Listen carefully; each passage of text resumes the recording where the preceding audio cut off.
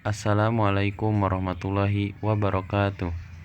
Kami dari kelompok 5 kelas 11 IPA 4 akan mempresentasikan tugas kimia mengenai materi minyak bumi dan polusi udara yang beranggotakan pertama, Andika Nanda Hidayah absen 2, kedua, Fadlan Ilmi absen 8, dan ketiga, Intan Citra Lestari absen 11. Minyak bumi. Minyak bumi merupakan komoditi hasil tambang yang sangat besar peranannya dalam perekonomian Indonesia. Minyak bumi merupakan campuran dari berbagai senyawa. Penyusun utama minyak bumi adalah hidrokarbon, terutama alkana, sikloalkana, dan senyawa aromatis. Jenis senyawa hidrokarbon, jumlah persentasenya 90-99%. Contoh alkana, sikloalkana, dan aromatis. Yang kedua, senyawa belerang. Jumlah persentasenya 0,1-3%. Contohnya ada tioalkana sama alkaniatol. Selanjutnya jenis senyawa nitrogen 0,01% sampai 0,9%. Contohnya pirol C4H5N. Selanjutnya ada jenis senyawa oksigen. Jumlah presentasinya 0,01 sampai 0,4%. Contohnya asam karboksilat RCOH. Selanjutnya jenis senyawa organologam. Jumlah presentasinya sangat kecil. Contoh senyawa logam nikel. Proses terjadinya minyak bumi.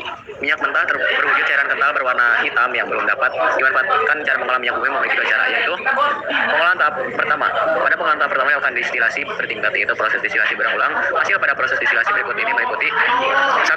Fraksi pertama menghasilkan gas yang pada akhirnya dicairkan kembali dengan nama LPG. Kedua, fraksi kedua disebut nafta. Nafta sering disebut 3 bensin berat. 3. Fraksi ketiga dibuat menjadi kerosin atau minyak tanah dan aftur atau bahan bakar pesawat yang. 4. Fraksi keempat sering disebut solar yang digunakan sebagai bahan bakar mesin diesel. Itu saja ada pengolahan kedua. Pertama, perengkahan. Pada proses perengkahan dilakukan perubahan struktur kimia senyawa hidrokarbon. Yang kedua, proses ekstraksi.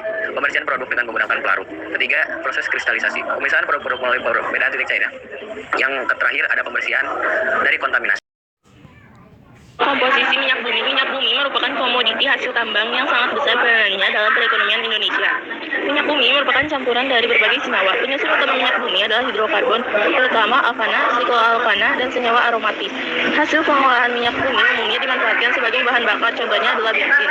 Berdasarkan penelitian, bensin merupakan campuran dari berbagai macam senyawa hidrokarbon. Polusi udara. Polusi udara merupakan masalah lingkungan yang menimbulkan dampak negatif bagi kesehatan manusia. Biasanya polusi udara berasal dari asap kendaraan, asap pabrik, hingga asap pembakaran kayu.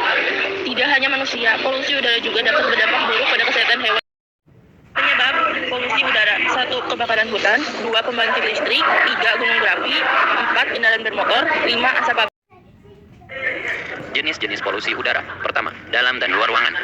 Polutan dalam ruangan misalnya asap dari aktivitas memasak, asap pembakaran, penggunaan pemanas, asap rokok.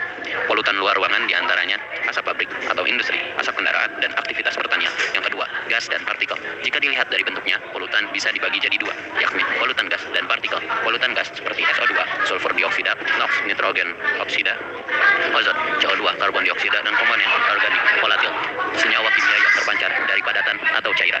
Yang ketiga, premier dan sekunder. Polutan premier adalah polutan yang dilepaskan langsung ke atmosfer, sementara polutan sekunder adalah polutan yang terbentuk di udara akibat dari reaksi kimia dengan polutan. Dampak negatif polusi udara terhadap hewan tidak jauh berbeda dengan manusia, yakni sama-sama menimbulkan penyakit pernapasan. Polusi udara juga dapat mengganggu keseimbangan lingkungan yang berdampak pada pola hidup mereka. Berikut sebagai cara yang bisa dilakukan untuk mencegah terjadinya polusi udara, yakni 1. Mengurangi penggunaan kendaraan bermotor, 2. Melakukan penanaman pohon, 3. Menggunakan transportasi umum, 4. Menggunakan sepeda atau jalan kaki, 5. Hindari membakar sampah, dan yang terakhir, mendaur ulang produk-produk yang bisa dipakai kembali. Sekian presentasi dari kami. Terima kasih atas perhatiannya. Mohon maaf bila ada kesalahan. Wassalamualaikum warahmatullahi wabarakatuh.